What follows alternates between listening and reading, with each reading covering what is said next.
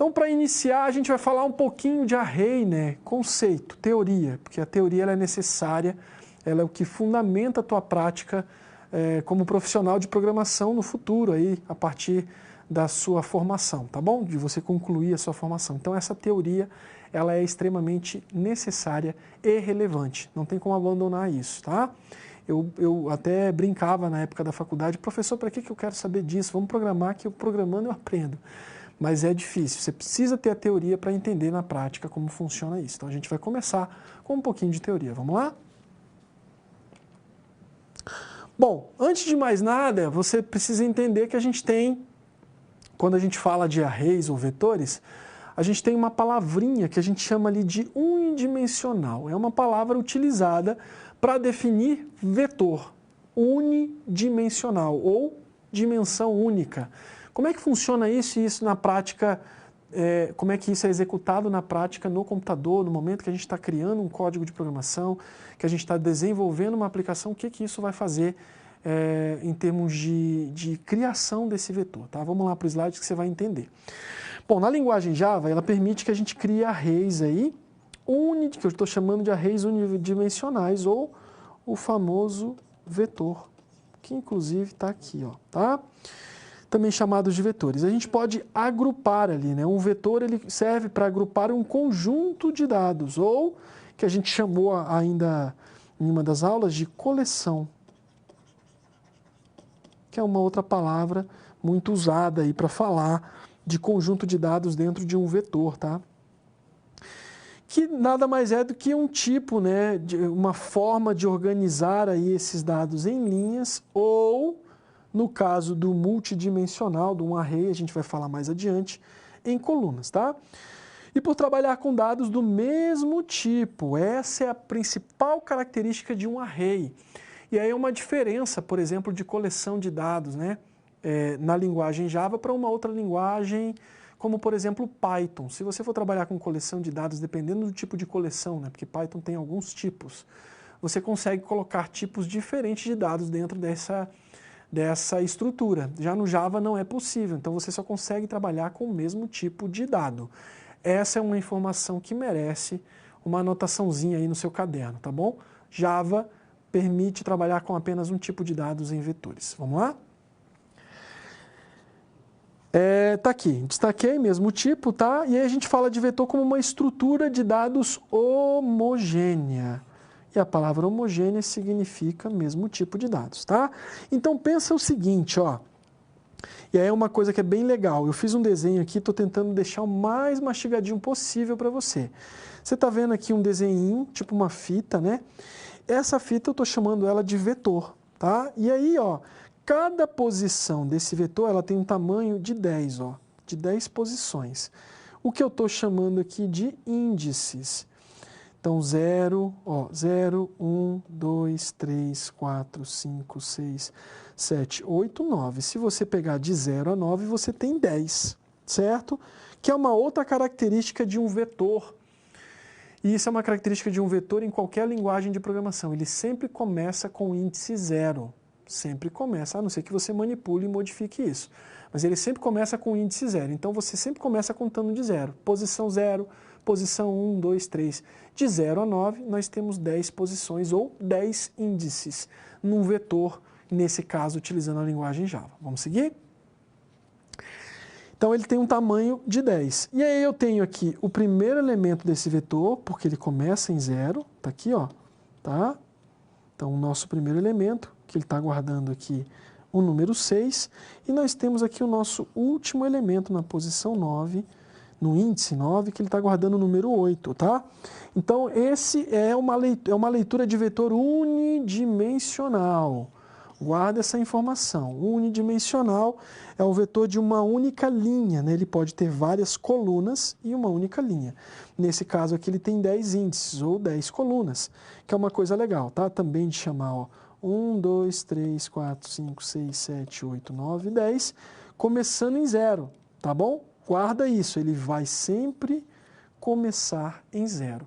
10 posições, então de 0 a 9, eu tenho 10 posições no meu vetor, que é a organização aí, no caso de um vetor unidimensional utilizando linguagem Java. Não perca isso de vista.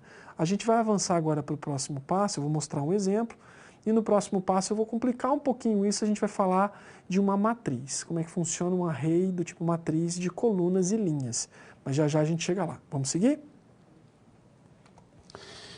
E aí eu tenho formas diferentes de criar um vetor unidimensional, utilizando a linguagem Java. A gente já até viu um código, um dos códigos das aulas anteriores, que ele mostra um exemplo de um vetor de string lá.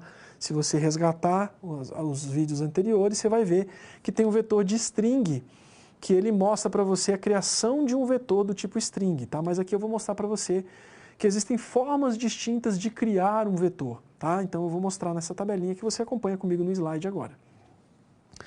Então eu tenho, por exemplo, a declaração de um vetor. Olha lá, ó, como é que eu faço para declarar um vetor? Eu defino o tipo, tá aqui, ó, e o nome desse vetor utilizando colchetes.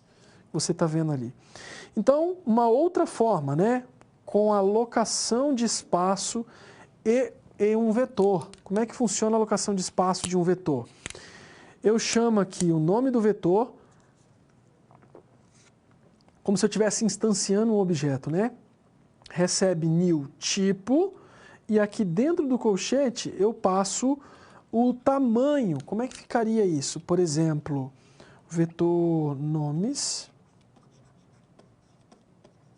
igual a new. Como é nome, eu quero string, então eu vou fazer aqui, ó. Quero guardar 5, coloco 5. Basicamente isso, tá? Um exemplo, para você entender. Eu tenho ainda aqui, ó, declaração e alocação de um vetor. Então eu defino o tipo, por exemplo, int. Tá? Coloco o nome do vetor, olha lá o colchete, não posso esquecer esse colchete, tá, gente? Esse colchete ele é danado para quando você está digitando o código, você esquecer ou de abrir ou de fechar, porque na ideia legal é o seguinte, quando você abre o colchete, ele já abre e já fecha para você. Se você não abrir, ele não vai fechar, óbvio, né? Se você fechar, ele fecha, mas não abre. Então pode acontecer de ter algum probleminha de você esquecer de digitar. Não esqueça, porque é assim que tem que ser criado um vetor utilizando a linguagem Java. Vamos seguir? E aí, ó, new, o tipo e o tamanho, tá? Uma outra forma, acesso de uma posição, ó, de uma posição do vetor. Como é que eu faço para acessar uma posição dele? Eu escrevo o nome dele e o índice.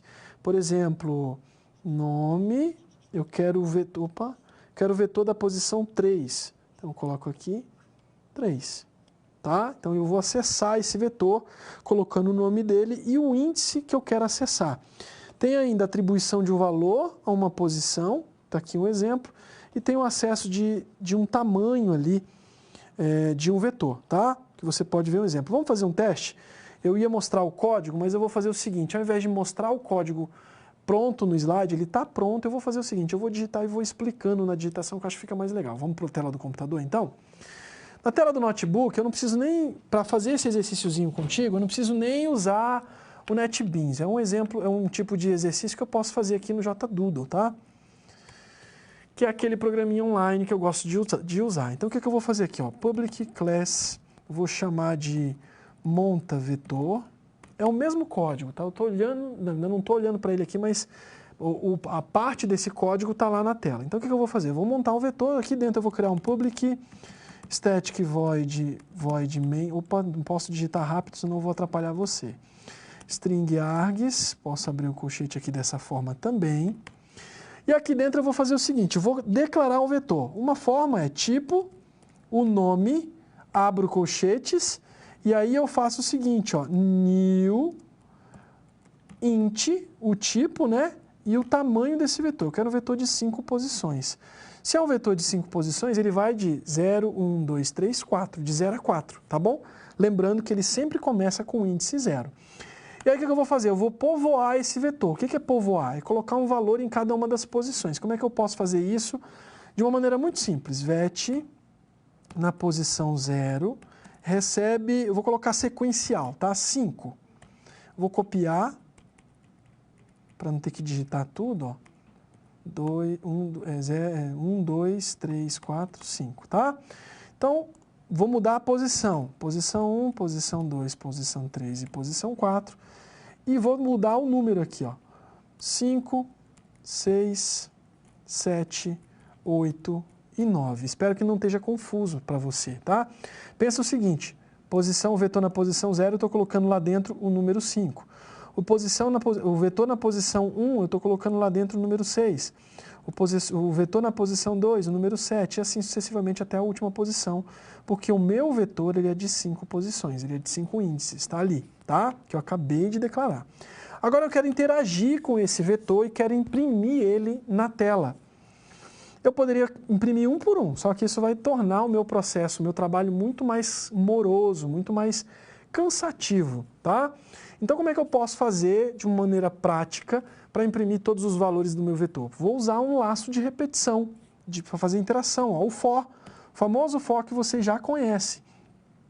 Então, na primeira parte do for, quem lembra? Eu tenho que criar um contador, uma variável, int i, vou zerar ele aqui, vou colocar que ele é igual a 0. E enquanto o meu i, né, essa minha variável, for menor que vet é o meu vetor aqui, ó, tá? Que o meu vet.length, ou seja, o length é o tamanho do meu vetor. Length, tá? O meu vetor é de 5 índices, então ele vai verificar, o meu i é igual a 0. Enquanto ele for menor do que o tamanho do meu vetor, ele vai incrementar o i mais. E aí ele vai fazer o que aqui? Ele vai imprimir a informação, system.out.println, vou colocar aqui vetor na posição, ó, chave, vou colocar um i, o mais, ele concatena, tá, para quem não lembra, vou colocar o colchetezinho aqui, ó, por que eu estou fazendo isso, colchete?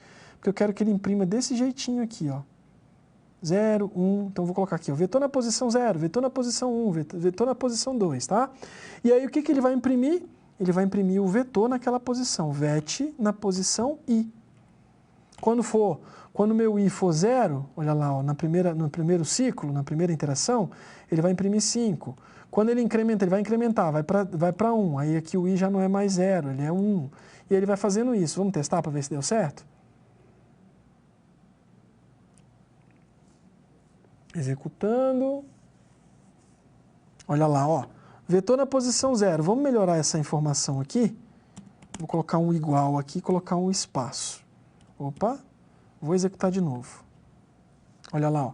Vetor na posição 0 é igual a 5. Vetor na posição 1 igual a 6 e assim vai, tá? Então, você viu como eu declaro um vetor, como eu povoo esse vetor, como eu coloco valores nele, como eu faço com a utilização do laço for, uma impressão na tela ali dos valores do vetor, tá? Para você ter uma noção de como isso funciona na prática. Isso é um exemplo de vetor. Vamos ver como é que funciona a matriz, o conceito de matriz e um exemplo de código de matriz, que eu vou deixar o exemplo do código pronto, que vai bastar você fazer uma alteração naquele código que a gente acabou de fazer, para você ver uma matriz sendo construída utilizando a linguagem Java. Vamos para o slide? E aí, formas de criar e inicializar, no caso, um vetor, né, que a gente já viu. Ó. Um exemplo que a gente já usou foi esse, que é uma forma possível da gente utilizar. Tá? E um outro exemplo também é usando eu tenho duas formas aqui, né? Que eu posso passar já os valores para dentro do vetor. Então, eu tenho do tipo inteiro, tenho do tipo real, usando double, né? E tenho do tipo caractere, usando char aqui, que é uma forma de criar vetor, beleza? E o multidimensional. O multidimensional é como se fosse coluna e linha e coluna, tá? Como é que ele funciona? Olha aqui, ó. Eu tenho os índices da coluna e tenho os índices da linha. Então, linha 0, coluna 0, eu tenho o 6. Linha 0, coluna 1, eu tenho o 3. Porque, ó, coluna 1, linha 0. Basta fazer essa leitura. Eu gosto desse desenho, esse que você está vendo aqui, que eu vou marcar para você. Opa! Deixa eu marcar bonitinho, né, para ficar visível. Eu gosto desse desenho porque ele mostra claramente a estrutura de uma matriz, considerando as linhas e as colunas.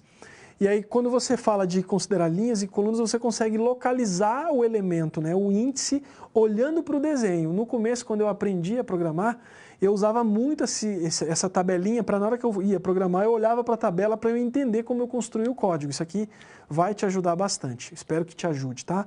Então o slide está na estruturinha bonitinha para você já desenhar e fazer um desenho no seu caderno para consultar de vez em quando. Vamos lá para o slide? E aqui eu tenho um exemplo, ó.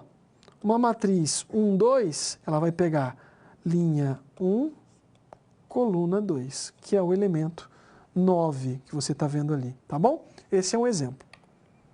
E aqui como criar ali, né? Um exemplo de como criar uma matriz. E aqui eu tenho alguns exemplos, também não vou ficar lendo, porque é muito fácil para você ver aí. Estou deixando a tabelinha pronta, só para você seguir aí, fazendo a leitura e entender como faz para fazer a criação. E aqui um exemplo de código que eu mencionei, que eu trouxe para você, que é um exemplo que cria a matriz, tá? A diferença é que eu vou ter basicamente dois laços for, um dentro do outro, ó. Porque eu vou trabalhar, eu vou ter que me movimentar na linha e na coluna, e aí isso é o exemplo de código que me permite ver como é que funciona a questão da matriz, tá? E aqui mais uma vez um código de array, tá?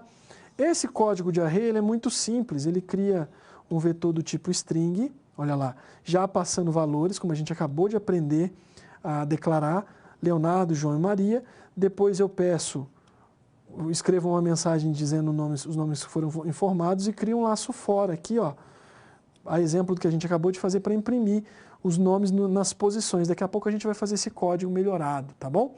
Então, esse exemplo de código já te ajuda a entender como funciona a construção de um vetor de string, como eu alimento esse vetor e como eu posso imprimir os valores dele. Vamos seguir?